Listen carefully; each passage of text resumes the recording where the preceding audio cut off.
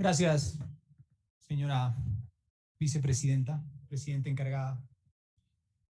Qué fácil es a veces emitir criterios para dar falsas impresiones de realidades que no existen. Qué fácil es a veces atropellar el derecho, desoír la norma y simplemente enmarcarlo todo en discursos politiqueros para exacerbar los ánimos de quienes nos siguen o de quienes ven, a veces con beneplácito y a veces con indignación, de cómo hacemos y deshacemos aquí en la Asamblea Nacional en términos de la norma jurídica. Y voy a ir concreto al punto.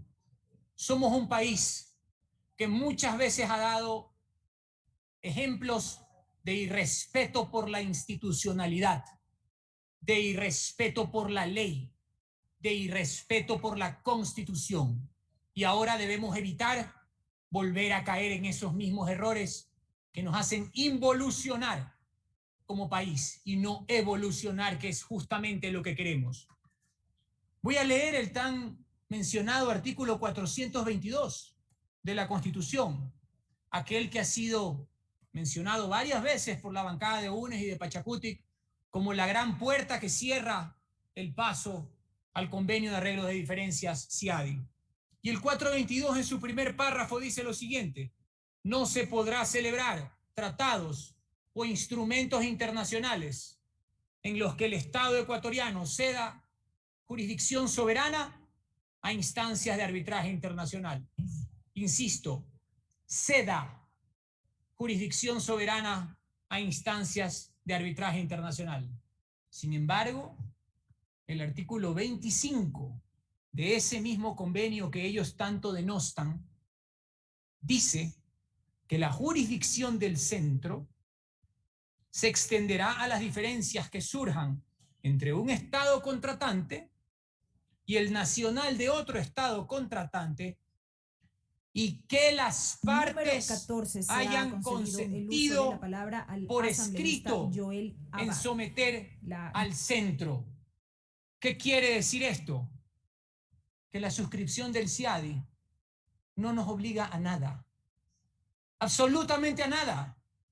Solo es una facilidad que se pone a disposición de los estados para que luego los estados decidan si la usan o no. Eso es lo que dice la norma. Podemos decir que las multinacionales han hecho y deshecho con el país, que tenemos problemas enormes, pero la realidad de la norma es que el convenio del CIADI no es nada más que una facilidad que podemos usar o no podemos usar, y que simplemente está a disposición del país para ver bajo qué condiciones se la utiliza. Por eso es que la Corte Constitucional, con base en su potestad establecida en el artículo 438, numeral primero de la Constitución, que establece con claridad que la Corte emitirá dictamen previo y vinculante de constitucionalidad cuando se trate de tratados internacionales, se pronunció en este sentido.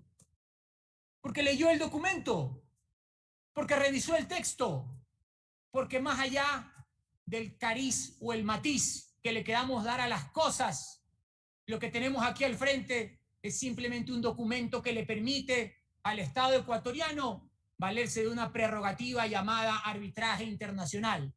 Pero eso sí, si no hacemos las cosas bien en derecho, si no respetamos los contratos, si no nos manejamos con seriedad y con rigor, entonces internacionalmente eso nos va a penalizar. Pero no es que ellos son el cuco, no es que tenemos un tribunal esperando con las uñas afiladas no darnos la razón, no es que hay una gran confabulación internacional para no dejar que el Ecuador salga adelante. Es nuestra propia irreflexión, nuestra falta de seriedad. Le queda un minuto, señora asambleísta. Nuestra falta de responsabilidad. Concluyo inmediatamente, señora presidenta encargada. Nuestra falta de seriedad, la que a veces nos penaliza. Y para entrar en el concierto de las naciones y lograr que el país salga adelante, tenemos que tener rigor, debemos respetar la norma, no debemos engañar al pueblo ecuatoriano que tanto ha confiado en nosotros y por sobre todo debemos aplicar un irrestricto apego al texto de la Constitución. Muchas gracias, señora presidenta. Hasta ahí, señora.